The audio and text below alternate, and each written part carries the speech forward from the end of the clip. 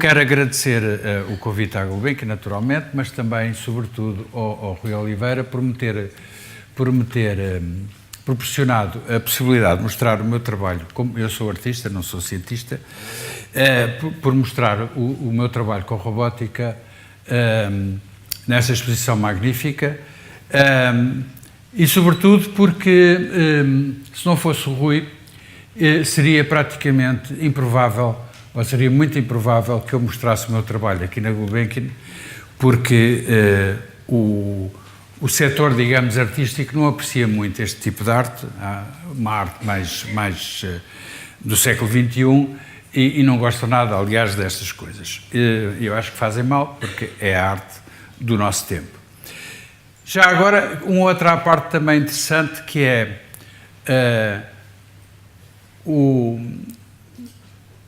esta apresentação de um cientista falou muito da questão do humano, portanto, centrou-se muito no humano e como transferir para o humano, como transferir para os robôs algumas características importantes dos humanos.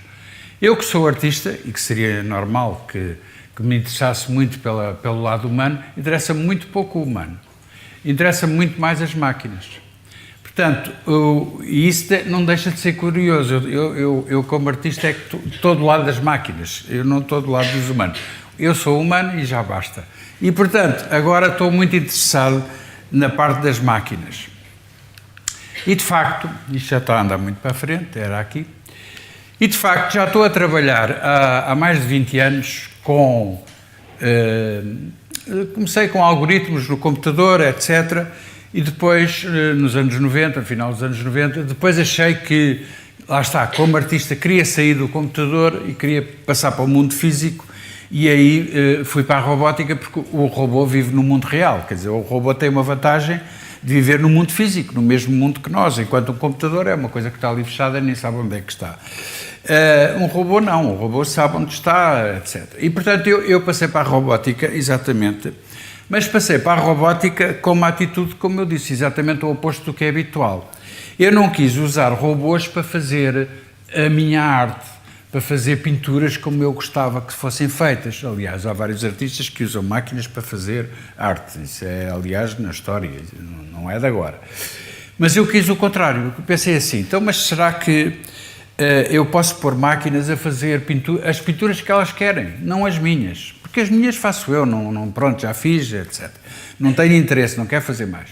Eu gostava era de arranjar uma máquina que fizesse as pinturas dela, que fosse capaz de pintar por si própria. E com o mínimo possível da minha influência. Sempre tenho alguma, naturalmente. Isto em 2001 eu fiz este trabalho. Acresce que eu não uso sequer o modelo humano. Como disse, eu não me interessam muito os humanos. Eu não uso o modelo humano. O meu modelo são as formigas. O meu modelo de inteligência são as formigas, não são os humanos. E, de facto, o que eu fiz aqui em 2001 foi... Tinha aqui um computador onde estava a correr um algoritmo das chamadas formigas, chama-se mesmo assim, algoritmo de formigas, em que as formigas, como sabem, as formigas fazem carreiros, etc. E, portanto, eles aqui, é um algoritmo que simula isso, faz carreiros, etc. E depois estava ligado aqui, por acaso, a uma máquina, isto é uma máquina de CAD-CAM, é uma máquina, em que eu pus um pincel e ele está a pintar o que as formigas virtuais lhe estão a dizer. Isto pode parecer uma coisa assim um bocadinho pateta, mas deu origem a este desenho, que foi um dos primeiros, e foi de facto, inclusive para o mundo científico, uma coisa muito interessante, porque já se tinham feito muitas experiências com algoritmos de formigas. Aliás, eu conheço o Dorico, que foi o que criou o algoritmo de formigas, que tem, aliás, um quadro dos robôs no escritório dele, diga-se de passagem, foi eu que lhe ofereci. Portanto, ele já tinha feito muitas experiências, mas tudo no computador. Ainda ninguém tinha passado para o mundo físico. Isto foi tão importante que depois, uns anos mais tarde, saiu exatamente na capa da revista sobre inteligência artificial, mas que se chama Artificial Life, do MIT. Portanto, isto para perceberem que isto teve muito interesse no meio científico, de tal maneira que eles usaram este desenho para a capa de uma revista super importante no campo da inteligência artificial. Na arte ninguém ligou nenhuma, não. Eu depois, pelos meus meios, comecei a tentar fazer então uma máquina autónoma, porque ela ainda estava ligada ao computador. E fiz isto com uma coisa da Lego que apareceu, que a gente chama o tijolo da Lego, em que este robô, coitadinho, muito estúpido, só tinha um sensor, tinha ali um sensor, e ia andando, e a única coisa, quando detectava a cor, virava, porque ele depois no fundo só tinha dois motores, portanto, duas rodas, e portanto a única coisa que ele podia fazer era virar. Então punha-lhe aqui uma caneta ou um pincel, uma coisa qualquer, e ele quando via a cor. Portanto, depois o que ele fazia é umas pinturas que é só rodinhas, porque ele depois no fundo passava um bocado, está a ver a cor, e as pinturas até são bastante engraçadas. Bom, depois tive a possibilidade de finalmente então fazer uma coisa mais à série, e em 2003, aí já com o apoio da FCT, lá está, da ciência e não das artes, um apoio da FCT, eu tenho sempre que dizer isto porque acho que é importante que se perceba. A FCT deu um financiamento para se fazer então robôs já com, exatamente com o técnico e com o pessoal do técnico, e fiz então um conjunto de robôs, lá está, são formigas robóticas, portanto trabalham coletivamente, e estas formigas que trabalham aqui, neste caso tinham duas canetas, etc., e faziam estas pinturas fantásticas, desde pinturas muito grandes até pinturas, por exemplo, aqui, este quadro para mim é muito interessante, é um dos primeiros, em que se pode perceber, qualquer pessoa olhando para este quadro percebe que isto não é aleatório, não são só riscos ou calhas. Portanto, isto tem uma composição. Portanto, estes robôs conseguiram fazer uma composição abstrata, naturalmente, mas está aqui uma composição em que, de facto, há aqui estas zonas que ele pintou, há aqui zonas que não pintou, etc. Portanto, isto, no fundo, estes robôs coletivamente conseguiram construir um quadro à maneira deles, portanto, porque no fundo, com base num conjunto de regras que eles têm, mas são regras de interação entre eles. Entre eles, no fundo, conversam entre eles para produzir uma pintura.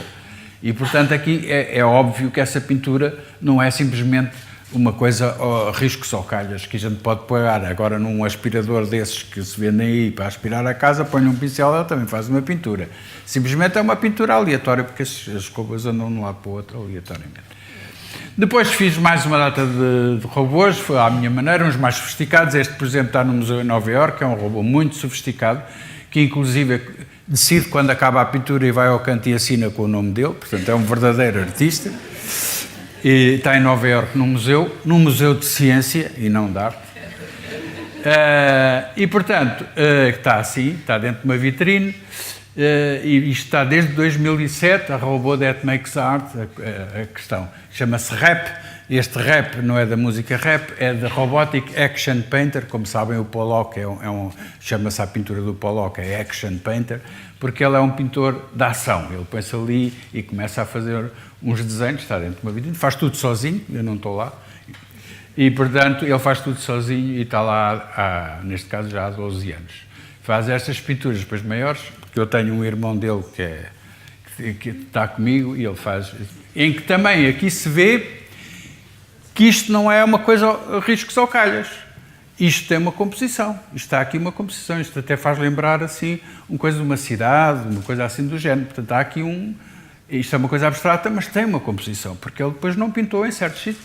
E depois veio aqui assinar RAP, que ele assinou com o nome dele, que ele é muito vaidoso, este robô. Depois, já mais recentemente, exatamente a pedido por causa de uma... Porque isto dos robôs, este robô de Nova Iorque já foi concebido para estar numa vitrine e está lá há muitos anos. E isso foi a dificuldade. Eu depois tive um convite para participar numa exposição em que tinha que ter robôs para estarem 3 meses a pintar todos os dias, e foi aí que nasceram estes, que também são um grupo de robôs que trabalha junto, e que eu fiz para a Astana, para o Cazaquistão, para uma exposição onde houve. Depois já estiveram em Paris e agora estão aqui na Gulbenkian, vocês devem ter visto, são estes. São de facto muito interessantes, aqui foi em Paris, são uns robôs muito interessantes e muito robustos. Eu fico espantado como é que eles não se avariam, mas bom. Agora, o que é importante e porque é que eu falo e digo que estas pinturas não são minhas, não são dos robôs, etc. É preciso perceber o seguinte. Ali o artista, o A, fez um robô, uma máquina. Eu fiz, ou arranjei alguém que fizesse, não interessa. Mas fiz a máquina. Simplesmente, neste caso, essa máquina tem alguma programação base, tem umas regras mínimas, básicas, mas essa máquina vai buscar informação por ela própria, que eu não sei qual é, nem posso saber, informação de tipo ambiental, ou seja, como é que a tela está, se está branca, se tem riscos, se tem cor, se não tem cor, o que é que tem, e depois, em função, e depois também o ambiente, entre eles andam ali, como vocês viram a exposição, eles andam ali de um lado para o outro, não chocam com nada, desviam-se, etc. Toda essa informação serve então para ele ir tomando decisões e vai fazendo e construindo uma pintura. Portanto, esta pintura, eu não tenho nada a ver com esta pintura. Quer dizer, por acaso sou o dealer, sou o galerista, eu fico com ela, e o robô não leva nada, que é o costume. Mas pronto, de qualquer maneira, eu não fiz aquela pintura, não sou eu o criador direto daquela pintura. Posso ter alguma influência indireta. Mas essa influência, e eu dou sempre um exemplo para perceberem o que é que eu estou a falar. Então uma pessoa decide escrever um livro. Quando publica esse livro é de quem? É dele ou do professor que o ensinou a escrever? Sim, é porque, no fundo, quem o ensinou a escrever foi o professor. E, portanto, o professor pode dizer, o livro é meu, eu é que te ensinei a escrever. Ora, não é assim como vocês sabem. Porquê? Porque esse autor, durante a vida, também foi recolhendo informação própria, que o professor não sabe qual é, e foi com base nessa informação que escreveu o livro. Aqui é exatamente a mesma coisa. Eu, de facto, crio a máquina, mas depois essa máquina vai buscar informação própria dela, que eu não sei o que é, não posso saber, e vai fazendo uma composição e vai fazendo umas telas que a gente chama arte, e há pessoas que acham que não é. Isto, por acaso, são as três primeiras telas feitas aqui na Gulbenkian.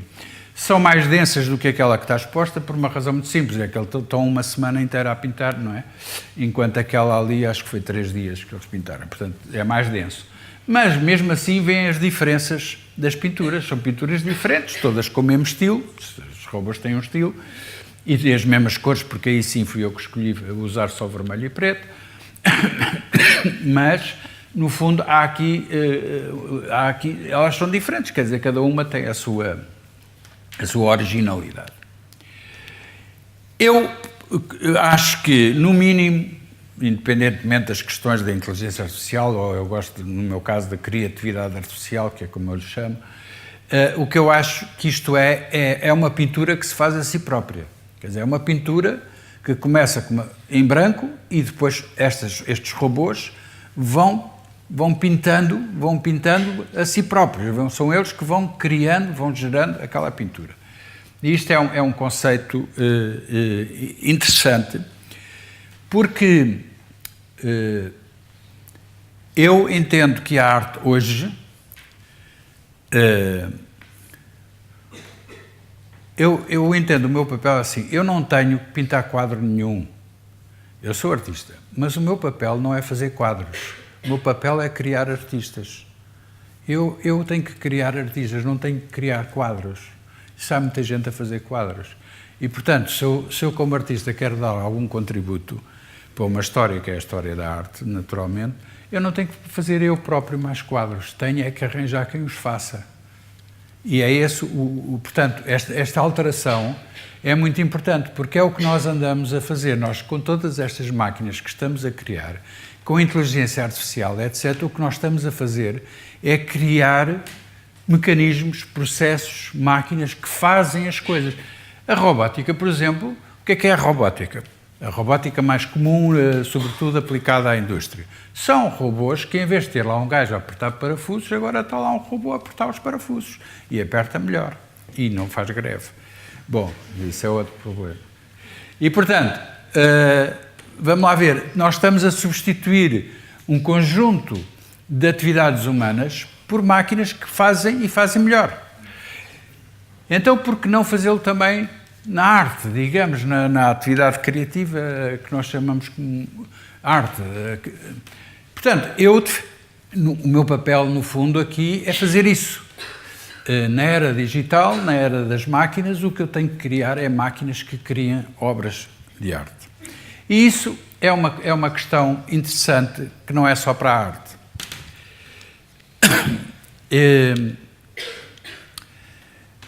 E aqui eu tenho, e por isso eu acho interessante estarmos os dois, ainda por cima, em campos tão próximos e tão distantes, porque ele é um cientista e eu sou um artista.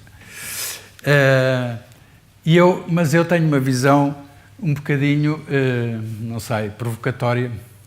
Eu acho que o grande erro da inteligência artificial tem sido ter a inteligência humana como modelo. Acho que não vão nunca conseguir chegar assim a grande sítio. Porquê? Primeiro, porque lá está, e como disse muito bem, ninguém sabe bem o que é isso da inteligência humana. Ainda não se sabe, é uma coisa complexa. Pronto. Que ainda não se percebeu. Portanto, como é que nós vamos simular uma coisa que não percebemos? Mas bom, tudo bem, até podia ser, pelo menos umas partes. Mas depois, porque o humano é um ser um bocadinho complicado e não é propriamente, se calhar, como dizem os americanos, o role model, se calhar não é um bom modelo. Não, o ser humano é muito conflituoso, muito violento, muito irracional, decide uma coisa, depois já quer outra coisa, quer dizer, não sabe nunca muito bem o que é que está a fazer. Isto é que vai ser o grande modelo da inteligência artificial. Não estou a ver, não é? Quer dizer, não estou a ver e não acho bem. Se calhar acho que devíamos ir por uma via diferente, por uma via de seguir um bocadinho os mecanismos da própria vida e de deixar esses mecanismos criar, então, os tais seres artificiais inteligentes, à sua maneira. Ou seja, eu defendo muito que nós devíamos deixar as máquinas evoluir por elas próprias e não estarmos nós a tentar meter ideias que são péssimas dentro da cabecinha das máquinas. Portanto, eu continuo a achar que seria mais interessante ir buscar outras inteligências e inclusive deixar deixar-me evoluir. Por exemplo, eu gosto muito destas coisas porque isto até tem a ver com o trabalho que eu faço, não é? Nomeadamente aqui as formigas, não é? Mas pronto, isto são seres super simples, aquilo são bactérias, são muito simples e conseguem-nos matar, quer dizer, é uma coisa impressionante. Mas fazem estes clusters fabulosos, criam, quer dizer, pronto, um artista a olhar aquilo é uma escultura, não interessa. Estes bichinhos aqui, as formigas, são seres fantásticos, com uma inteligência aparentemente super rudimentar e conseguem fazer, aliás, são uma das espécies mais bem-sucedidas no planeta. Aquelas ainda mais, as bactérias ainda mais, como se sabe. Aliás, há quem diga que isto não é o planeta dos humanos, é o planeta das bactérias, e elas estão a ganhar. Ali são os pássaros que se organizam de uma tal maneira, e não é uma maneira muito complexa, é uma coisa super simples e resulta em coisas fabulosas. Portanto, eu acho que devíamos dar muito mais atenção ao que não é humano, às formas de vida que não são humanas, aos mecanismos que não são humanos, devíamos dar muito mais atenção a isso, e não só quando se desenvolvem projetos de inteligência artificial, pronto, é isso sobretudo, e também no outro aspecto, porque nós somos uma espécie horrível, estamos a matar tudo. E porquê? Porque achamos que nós é que somos bons e os outros é tudo uma cambada de imbecis que só servem para a gente os matar. E, portanto, se nós dessemos mais atenção ao que não é humano, se calhar não estávamos a fazer o que estamos a fazer hoje em dia no mundo. Obrigado.